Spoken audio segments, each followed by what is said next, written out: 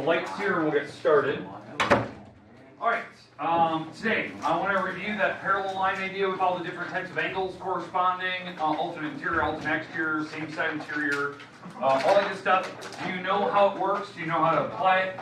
All that good stuff. Now remember, we have homework 2 today, that's page 183, and I'm going to give you some answers. So hopefully, if you've already turned it in, did anyone turn it in right now? Yep. Okay, if you have, maybe you want to collect it back, so I might go through a couple answers here. Give you an example. We're going to do some review of some example problems that you had that were in the homework, and then homework's due today, and I'll give you plenty of time to work. My PowerPoint shouldn't take more than 10-15 minutes, and I'll give you the rest of the class today to work. And I think it's pretty straightforward. Remember, all you're doing is you're finding the number for the angle that they're asking for, or and some of the problems you're actually telling me the property name. Why? And the property name, you don't need to worry about the theorem name. It's the actual like angle. Like, oh, it was corresponding angles, or it was alternate interior, it was same side interior, or maybe they're just vertical, or it was supplementary because it was in a weird spot. I know a lot of people were asking about a certain particular problem yesterday. All right, but again, my goal is to just do a bunch of examples today, which are from your homework, and hopefully this makes sense to you and you know how to do it. Okay, make sense? Okay, all right, so problem like this, right? So this is something very similar from what you had. You had pictures like this, where there's numbers everywhere, and they would give you one particular number. Like for instance, they gave me on this particular problem that angle 11 is 51. Okay, well, what they want me to do on this problem is find every other angle that's on the picture. Okay, so I'm gonna fill that in. So 11 is 51. It's 51 degrees. Okay, so can somebody tell me up here one of the other angles that would also be 51? So 12. Okay, 12 would also be 51 now. Jared, why is 12 51? Vertical angles. Vertical. Okay, that's good. Give me another one. 16. 16. Okay, so let's stop there. 16 was 51, and then I heard 15 as well. All right, so let's get to some powers. You said number 16. Why? Because it's parallel. The lines are parallel. So Okay. the angles are parallel. Keep going. Yeah, I know where to go from there. Okay, so lines are parallel, I agree, 16 is also 51. Here's the reason why. It could be corresponding down, so it could be corresponding or alternate exterior, that's another one that I heard. And then who said 15? Easy, Jack, easy, buddy. Corresponding, alright, so 51 will correspond down here. Could be alternate interior, could be vertical from 16. Alright, so there you go. So those are all the 51s. Now here's the weird thing. How do I find the other angles?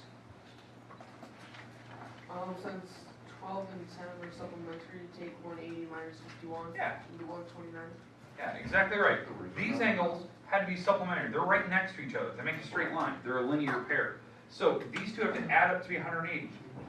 So then now I can just transfer this 129 to everywhere.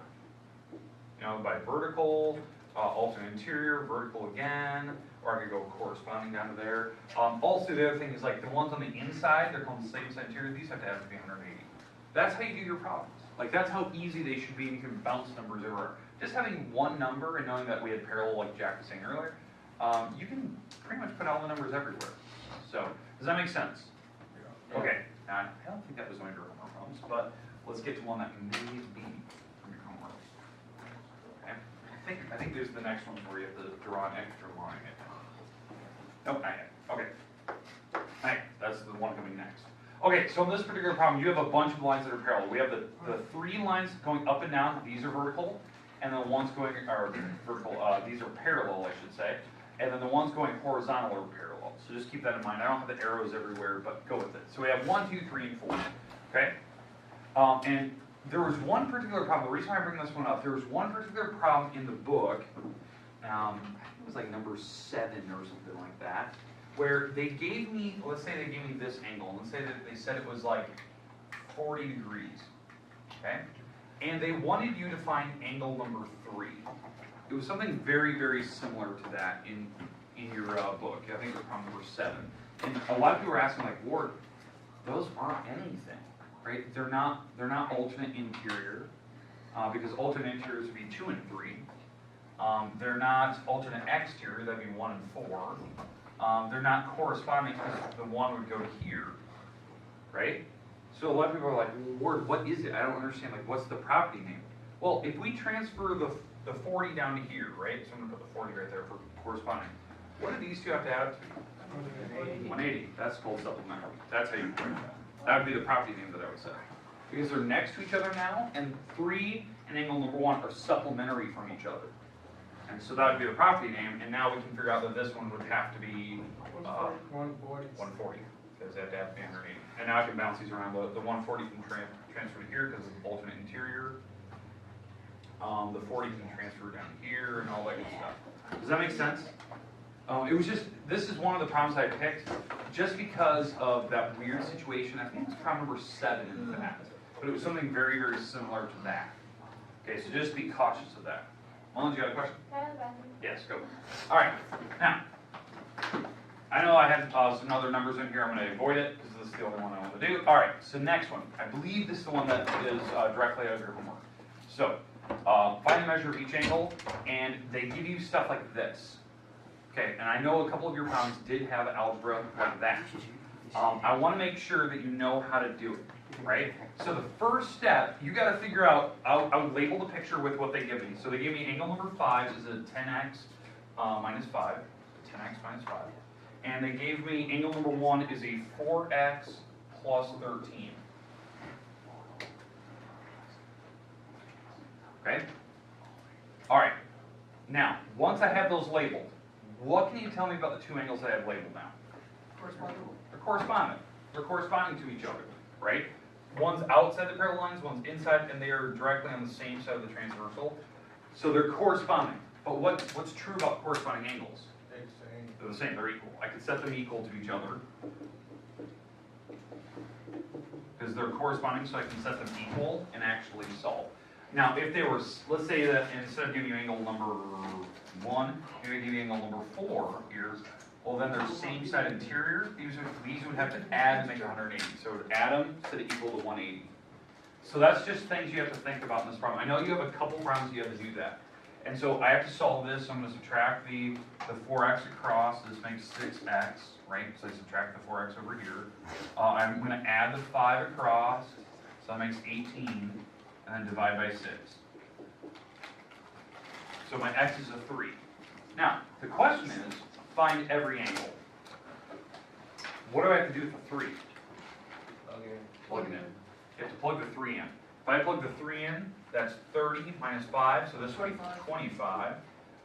12 times 3 is 12, plus that is 25 again, so that makes sense that they're equal. Okay, and now I can start bouncing the numbers over. I can go vertical, I heard somebody say that earlier.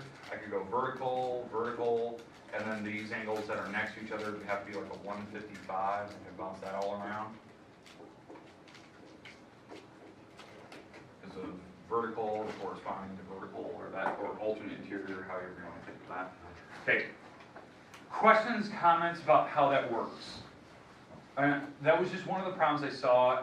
I don't think the picture was right, but that was the description that they gave me. But I just want to make sure you understood like what you had to do there. That you had to figure out first, you know, where the angles are at. So I would label the picture if I was drawing this in my homework, and then I would like figure out, okay, are they equal or do they add up to be 180? Like I got to figure out what angles they're giving me. So just be cautious of that. Okay. Questions on that particular problem? Okay, perfect. All right. Now, here comes legitimate, like, full-on homework problems that you have. I took direct pictures of them other than just taking a random picture and using the stuff that you had in your book. It was this one. I think it was number 38 or something like that. Or 39. It was one of those two. Okay. This one really messes with people. Like, it's really bad. The reason why is that they ask you just to find x. That's the directions, right? That's all they give you.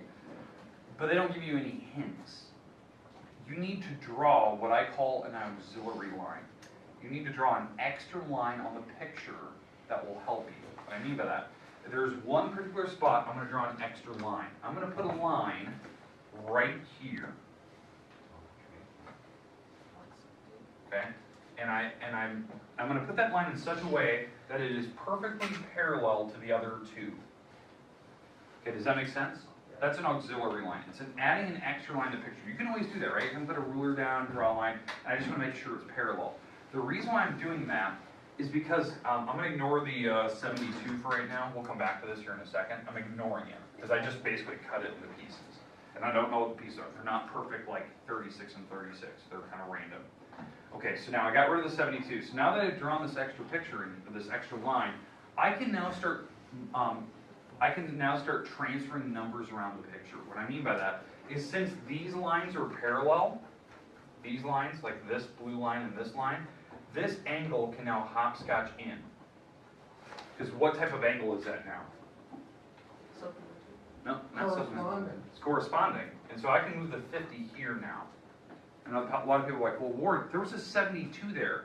Yeah, I'm saying this angle right here, the small one, is 50. Does that make sense now? Yep. So what would this have to be? Well, 22. 22. Okay, this would have to be 22. The reason why, what do they have to add up to be? 72. 72. So I put the little pieces, I broke the 72 into two parts, and when you draw that parallel line here, this 50 can hopscotch in to here, to this little piece, and I can figure out the remaining part. Now, what can I do with the 22 now? Corresponding. Corresponding up to here, so my axis is 22. That's how you do that problem. Okay? Okay, are we good? Yep. Okay, that's how you do that problem. Now, you had a number, I think it was 38, right? We had a number 39. It was identical to this problem. I just want to make sure you understood. Do you see how that works out, how I can hopscotch things? Another way I could have done this problem, I could have done like vertical 50 to here, then alternate interior to here, and then now I can figure out the 50 and the 22 idea. Remember that. So just kind of keep that in mind. Now, I need to get rid of all these lines now. The next one, number 39, had the exact same idea. 39 had this. Okay, so the only difference is the X isn't on like the top or like the direct bottom. So when I draw my extra line here, going through the middle, so I draw my extra line, like that, and I'm going to make sure that it's perfectly parallel to the other two. I've now broken the X into pieces. So the X is broken into pieces. So this 105 can transfer to here, right, because of the corresponding. This 125 can jump to here because of corresponding. And now you can figure out these little question marks right beside it. Because what do these two have to add up to be? 180. 180. What do these two have to add up to be? 180. 180. So you can find the question marks. And once you find those two pieces separately on a calculator, now you can add them together to make X. That's how you do that problem. So you've got to imagine that you're breaking X into parts. You're finding this piece here first because of the 105. You're going to find this piece second because of the 125. And then you have to add them to make X. Okay, so that's your hint on how to do number 39. I just wanted to give you that because I didn't really talk about it yesterday. You can kind of like draw extra pieces in the. All right, questions, comments about problems that you have? Okay, now obviously there was a ton more.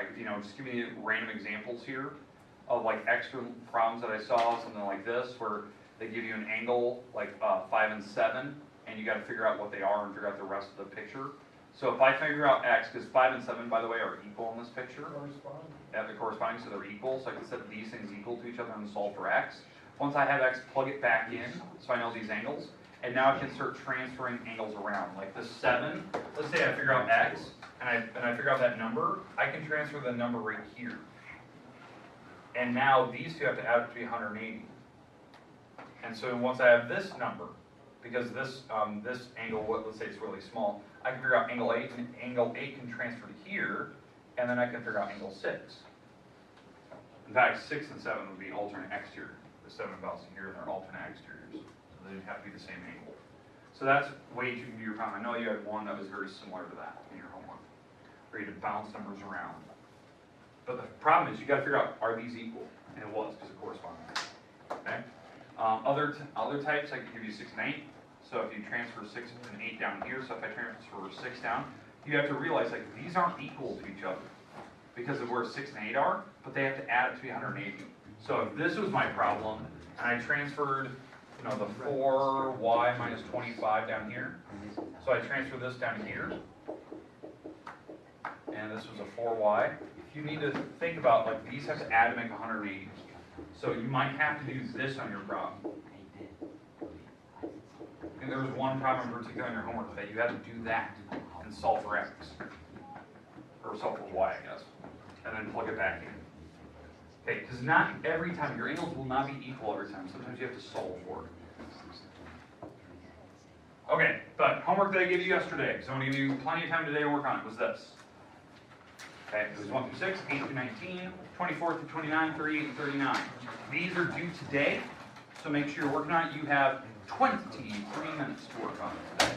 If you're done, turn it in. If you're not, you have plenty of time to work, group up. If you get done early, work on whatever you need.